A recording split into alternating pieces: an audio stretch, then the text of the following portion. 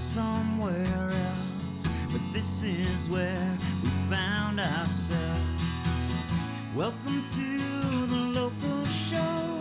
People you work with, people you know. Welcome to another edition of the Local Show here on GrassRoots Community Network. I'm Erik Skarvan, your host. Thanks for joining us this week, guys. Where each week from Aspen, Colorado, we come to you live Tuesday afternoons, 3:30 to 4. Thanks especially to our live audience tuning in on YouTube and Facebook across our socials. I want to welcome back a friend of mine, longtime buddy, guest, underwriter, local entrepreneur.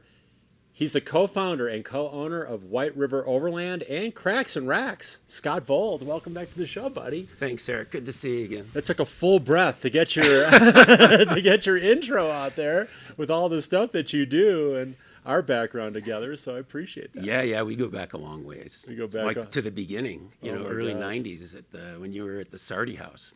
Wow, and I was just talking about that. In fact, it was funny because I was riding the lift just this past week with a lady. We were going up to Richmond Ridge to do a snowshoe tour off the back of the mountain. And I was talking about the Sardi. I don't know how it came up. And I said, oh, yeah, and it's beautiful, like the tree lighting. We still have it first Sunday in December. And beautiful lighting system put on by the family that owns it. And the ladies, oh, that sounds like such a... Oh, and I met Oprah Winfrey and all these amazing guests that stayed there. And Lee Iacocca would come in for our pancakes. And at the end of the gondola ride, and I learned a huge lesson, the guy turned to me and goes, my family owns the Sardi house now, and we're there this week.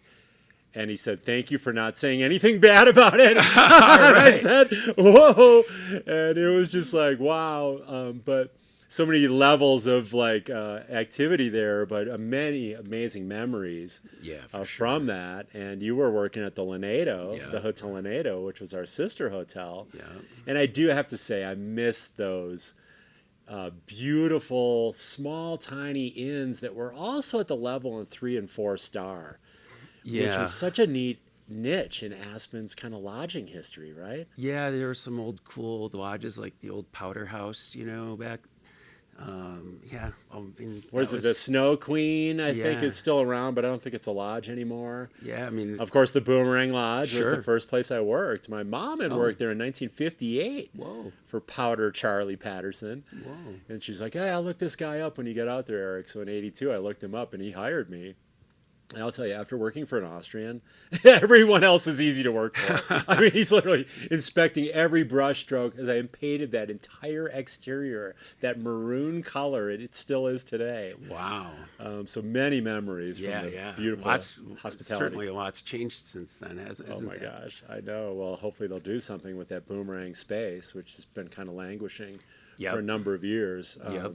So we'll see that hopefully step up in the near future and start to see like Main Street Bakery coming online and some of these projects, which is encouraging. Yeah, but you've been now an entrepreneur for over 25 years, correct? Yeah. I've got to do the math, but yeah. Was it 96 that you started? January 96, yep. Okay. So we were right around the same time because I started Sundog Athletics in May of 96. Mm-hmm.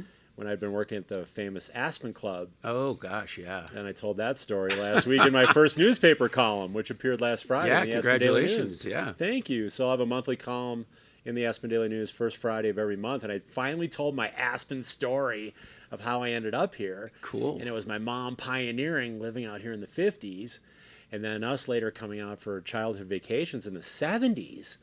Perhaps the golden era. I mean, I guess we all have our golden era of Aspen, but that was the Stevie Nicks, Eagles, Dirt Band, John Denver, hippie chicks on the street, going to Pinocchio's and the Shaft for dinner, and we're just like these little kids like, oh my gosh, this place is heaven. And that's when I laid claim that I would live here. My mom was like, without hesitation, I didn't say this in the article, but I said, yeah, I'm going to live out here one day. And my mom's like, good for you, Erik, you should. It wasn't like, after you go to college, after you go to med school, none of that. It was just, you should, and I did. Here. Yeah, right. And so what a story. And we kind of, in our careers, have kind of paralleled hospitality industry. Then we started our own businesses. Yeah. And then you launched White River Overland. How many years ago now? Co-founded that? Yeah, August of 2017. Okay, so that's coming up on 6.5 years. 6, 7 years almost now. And wow, that's incredible. Yeah. And how's that going for you? Great. Yeah, it's been great. We've worked on lots of different projects over the years. we just we've been finishing up some new stuff with some new technology. We've been incorporating 48-volt systems into our vans now, and Nice. just provides a lot more power and much faster recharge rate, which is important. Okay. Building some cool custom furniture and doing some services, and it's been pretty good. We were chatting a little before the show. Someone could come in with just a brand new Sprinter van, a plan, or maybe you help make the plan for the design, or they might have an existing van of some sort. Doesn't need to be a Sprinter, Right. And need some customization. Can you talk about a little bit about the range of customizing and outfitting? Yeah. I mean, we could provide small projects. Somebody might need help with cutting in a window or a roof vent. Or suburban customization. Yeah, I mean, if somebody myself. came in with a Suburban like yourself and wanted to build like a deck in the back to house all your sporting goods and your multiple sports, we can design something like that together and implement that. Yeah, Very cool. Either an empty cargo van, soup to nuts, finish it all the way, or sort of a collaborative space where we do part of it, maybe some of the heavy lifting, and then turn it loose. But then, people are, there's a lot of used stuff in the space in the market right now. And people are coming in looking at maybe upgrading something like a power system or adding some additional battery power or some solar or help with a piece of furniture. So we also do stuff like that as well.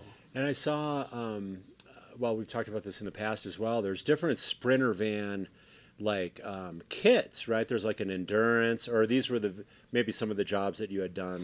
There's like an endurance version, but there's different versions or different variations of these Sprinter customized designs with beautiful kitchens and thank you. stovetops and gorgeous interior. I think one had like a birch wood or some interior. Yeah, thanks. I mean, can you talk about some of these beautiful customizations in the Sprinter vans? Yeah, I mean, I don't think we've ever really replicated anything. So they're all unique. Everything that we've done, we've sort of built on the past, and sometimes we've gotten into utilizing different, hardwoods.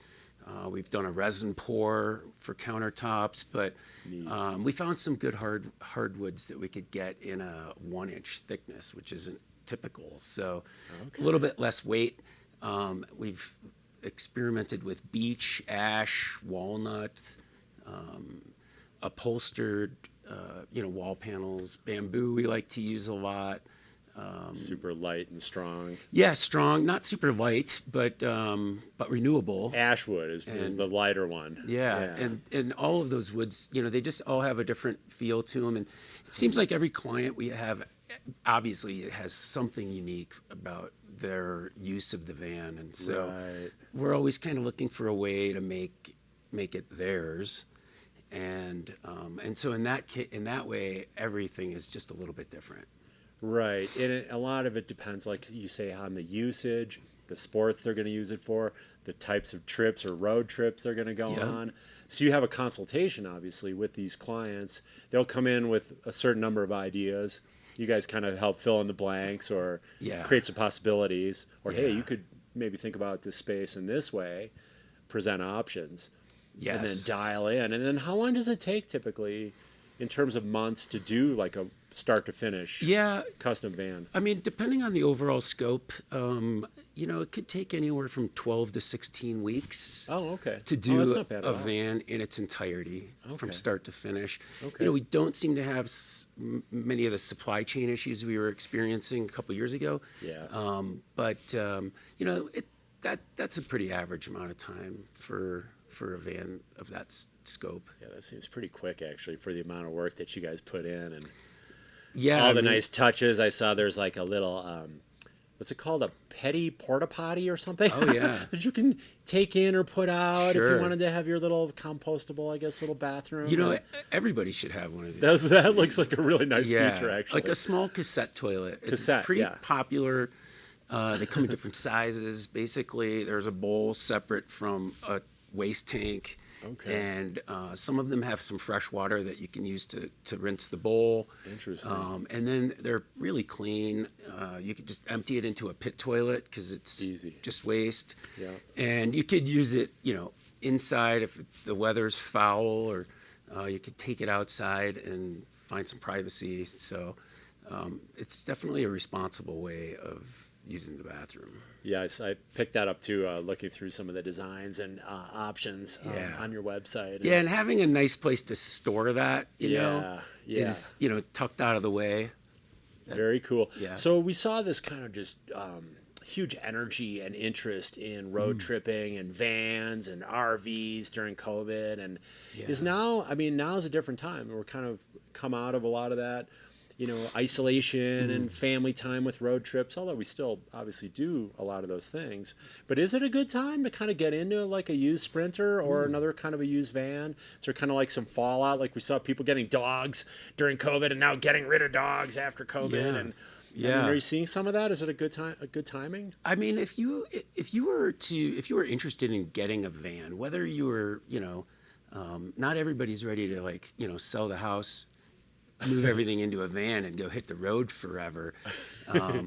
But if you were looking to get into a van to, use it as your sort of weekend adventure vehicle, or summer, remote work vehicle, there's a lot of inventory out there right now. Okay. As you said, there are a lot of people that got vans during COVID that maybe they're not using them quite as much as they were. Maybe they got into a van and then they realized that they wanted some things different. So I don't think people are abandoning van life. Right. And that's such a broad term, but I don't think people are abandoning it altogether. I think people are upgrading. There's still new projects going on, and but there's quite a bit of inventory out there. And if you know what you're looking for, then you might be able to find a pretty good value right now. Whereas in the past, demand has been extremely high. Okay.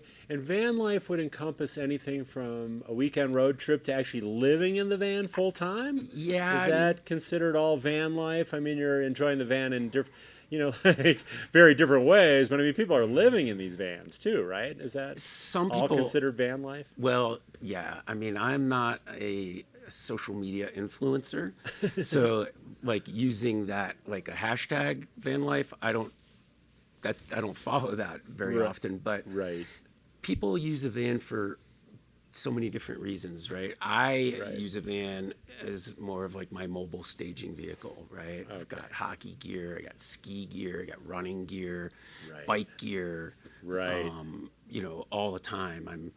I'm at the ice rink, waiting, picking up, dropping off. So it's different for me. I love to travel in it. Like I love to head to the desert and spend the night. Right. I rarely get that kind of long time to go away.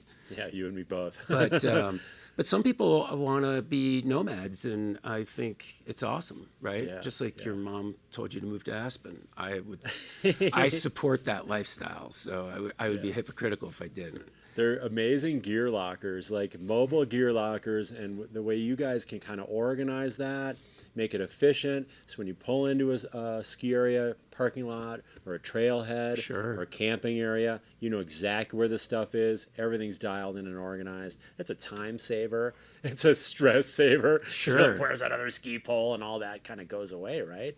It's just so much more organized. Yeah, it can. I think, you could create all the You could still be a slob if you want. Yeah, I mean, if you are of that nature, but it really helps organize and become more efficient and more professional. So say like myself as a guide, pulling in somewhere, pulling out snowshoes, if I open up the back end and guests saw very organized, dialed in storage, that looks more professional. Definitely. So rather than pulling out snowshoes from a pile of snowshoes and on top of ice fishing gear, underneath my skis, and so really organizing things. Yeah, and it sort of just enhances everything, and it just makes it, you're more likely to go, I think, if it's easy. Right. And some people have a hard time going. Right. But you and I don't have that difficulty getting up and going and let's go for a ride today. Yeah. Some people have a hard time getting up and knowing that it could be a big physical effort to go for, to get up top of Smuggler, and they could push that off all day until they don't go. But if it's easy, I mean, this gets into a lot of it is, well, convenience and lowering down any obstacles. So if you're like in the go stage at all times, in other words, your vehicle's loaded and ready to go, all you're basically doing is getting yourself ready. Exactly. And that's not very intimidating. Okay, I just got to get myself fed, get there, everything's ready to go in the vehicle, boom. Yep. So it's come back, I'm going to come back to the vehicle. There's going to be some cold drinks, hot drinks, whatever you want. That's also awesome. Right? A little bit of food. That all incentivizes versus disincentivizes an adventure. Totally. So we've got so much to get to here, Scott. Sure. Now, I'm going to get into your beautiful trip to Switzerland you took a few months back. We're going to talk about that and so many other opportunities. We do want to take a moment to recognize our underwriters that make this winter series happen from mid-November to mid-April, including Haiti Children, Highlands Ale House, Klug Properties, Paradise Bakery, Picken County Solid Waste Center, Red Brick Center for the Arts, Susie's Consignment Aspen, Sundog Athletics, the Wheeler Opera House, and White River Overland. Again, we'll be gone just for 2 minutes, guys. We'll be back with Scott Vold, local entrepreneur and business owner, with so much more, so don't go away.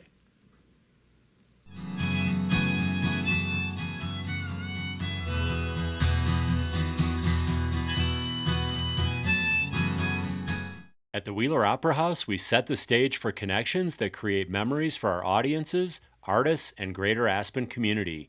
At the Wheeler Opera House, all are welcome. You're welcome to be a part of history.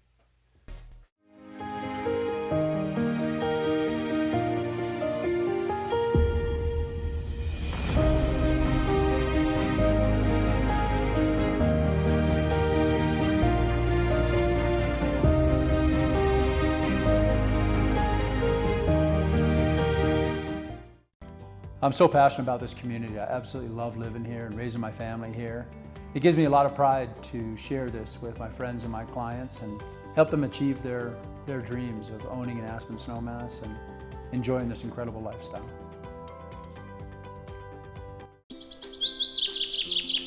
Want to live like a local? Help us reduce food waste, a major contributor to climate change. You can help in 3 simple ways. Plan menus carefully and only buy what you need. Collect unused scraps for compost. Buy ugly fruits and vegetables. Reduce food waste. Live like a local.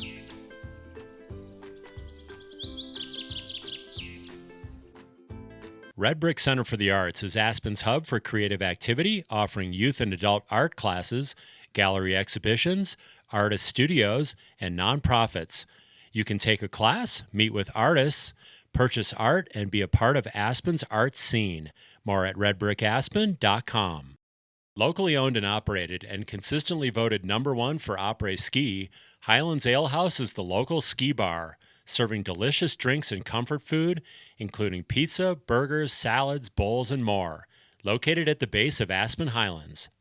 Brought to you by Paradise Bakery and Gelateria, serving Aspen for 42 years. White River Overland specializes in camper van upfitting, catering to mountain outdoor enthusiasts. WRO's builds are purpose-driven to enhance skiing, cycling, camping, climbing, and river adventures.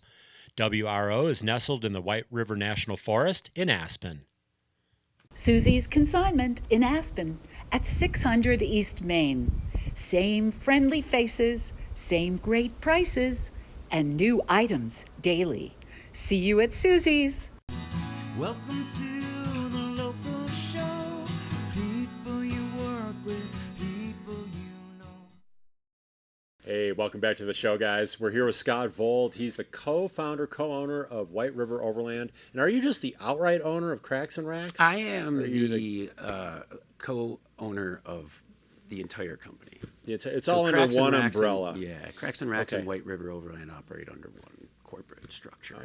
Okay. And my partner is Ben Genshaft. Right, Ben's your partner. Shout out to Ben. Yeah, hey Ben. He's an awesome dude. And we were talking earlier prior to the show. You had amazing trip. I saw some of the images of going to Switzerland this last fall. Yeah. Can you tell us a little bit about that trip? Oh my gosh. How much Switzerland time is always like, I know, everyone always like blows up when they start. I've never been.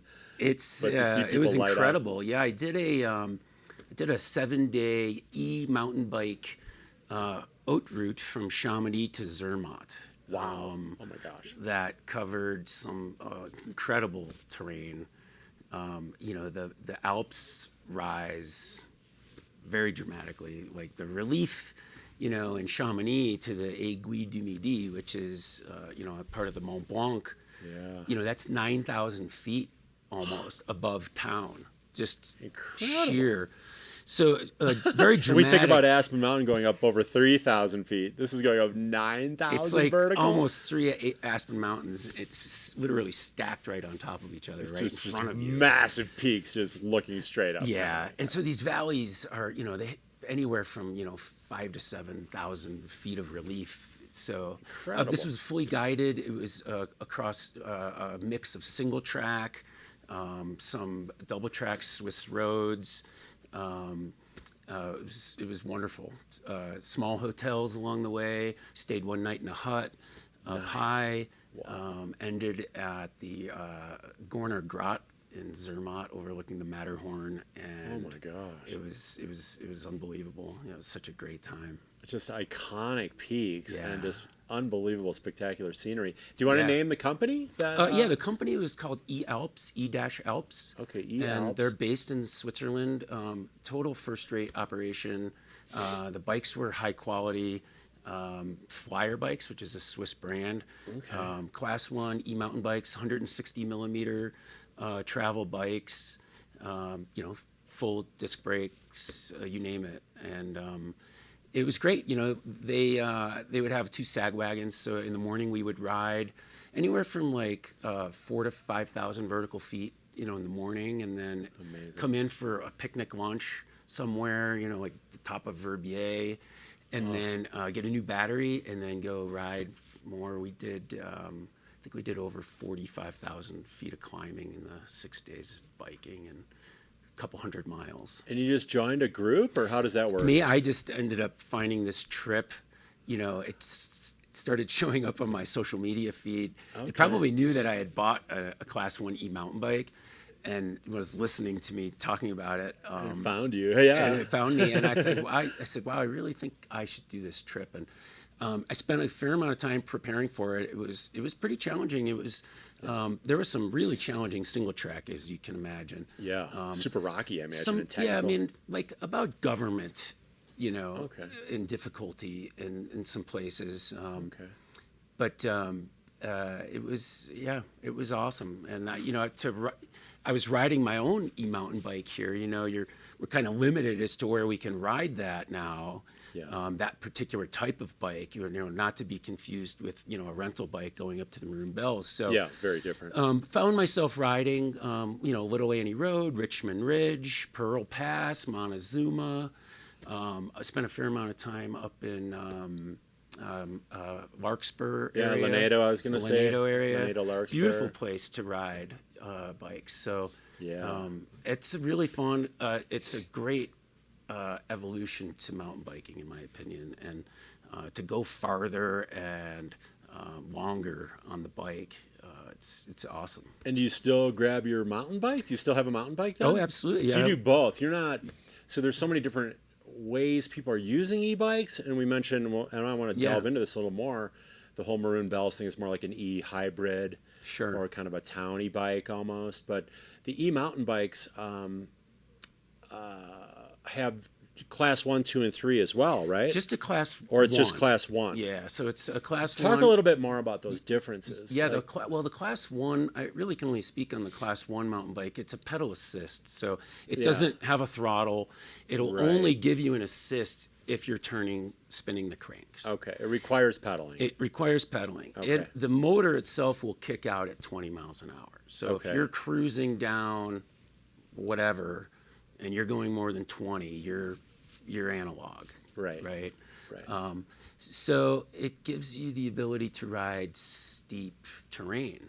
You know, if you're riding single track and you're climbing single track and it's technical, you can't be full throttle. You can't be in a turbo mode and still ride that, right? So you're really you're getting an assist, but you know, part of the riding experience is harnessing some of that power, you know, and utilizing it, and everything sort of happens a little bit quicker too. So you really have to be heads up when you're going. I feel like I'm riding right now in the studio. On your handling skills, though. Yeah, your handling skills. Because things are happening quicker. Yeah, so so you got to be focused. You have to be focused, and I think it takes some experience to really, you know, to know how to handle a bike first before you could really handle an e-bike. It's a big machine, heavy, but it's just so much fun to ride.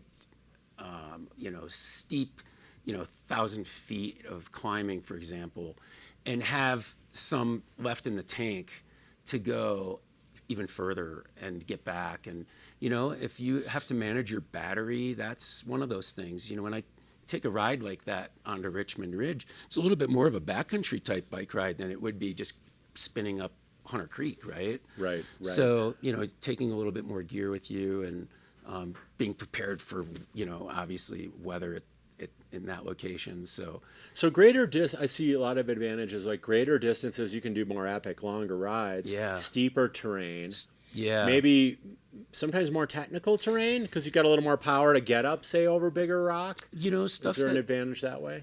You know, like in the context of like a Smuggler Mountain Road, for example, where you're in this big, heavy, loose rock. Yeah. You know, you've got a little motor behind you to help you to ride some of that technical stuff.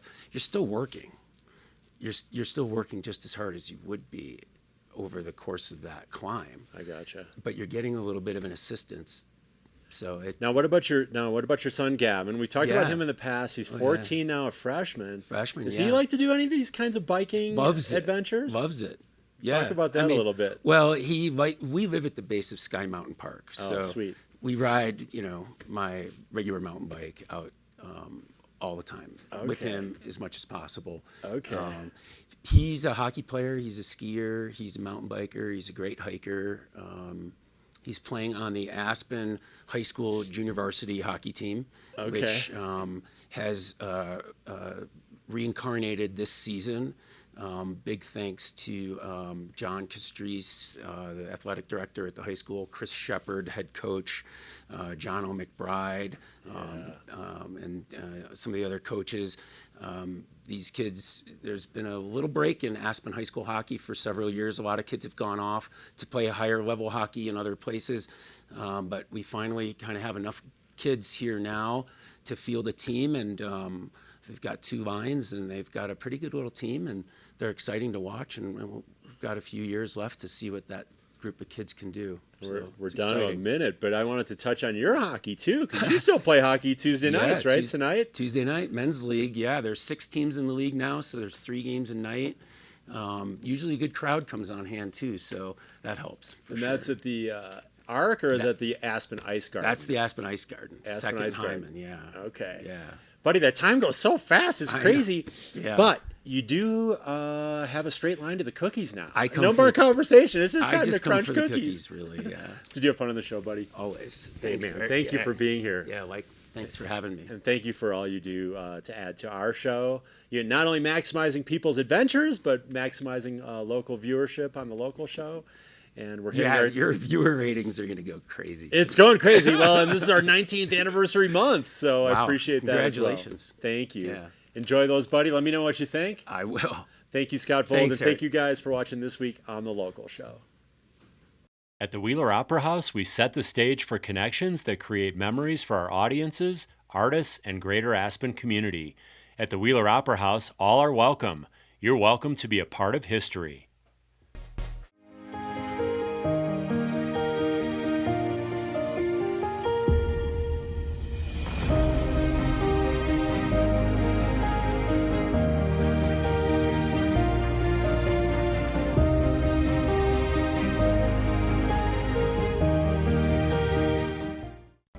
I'm so passionate about this community. I absolutely love living here and raising my family here.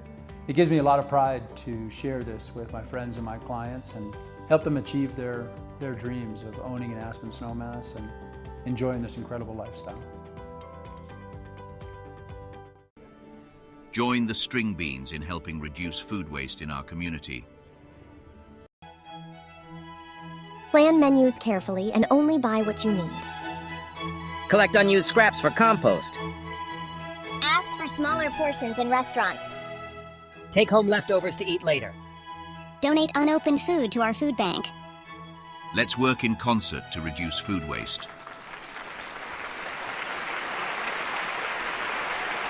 Sundog Athletics, Aspen's adventure sports school and snowshoeing specialists since 1996. Welcome to